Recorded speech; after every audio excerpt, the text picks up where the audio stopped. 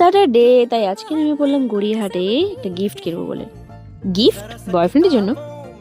আরে না না, সামনেই আমার টিমমেট কাম আমার বোনের মতো একটা ছোট্ট মিষ্টি মেয়ের জন্মদিন। কিন্তু বিষয়টা হচ্ছে, নেমে তো পড়লাম, কিনবোটা কি? এইটা ভাবতে ভাবতে চিন্তা করতে করতে মনে পড়লো ও প্লাস্টার ভীষণ পছন্দ করে। আর ওর সঙ্গে কথায় কথায় একদিন ও বলছিল ওর ডোরেমন প্লাস্টার ভীষণ পছন্দ। কিন্তু দুঃখের বিষয়, দুটো তিনটে দোকান ঘোরার পরেও আমি ডোরেমনকে খুঁজে পাইনি। মনে হচ্ছিল ডোরেমন তার গ্যাজেট এনিওয়্যার ডোরের সাহায্যে কোথাও ঘুরতে চলে গেছে। ফাইনালি দেখা পেলাম ডোরেমনের, কিন্তু সাইজটা একটু ছোট। ভাবছিলাম একটু বড় সাইজের নেব, কিন্তু আমাকে বললো ওটা পাওয়া যাবে নেক্সট মান্থে।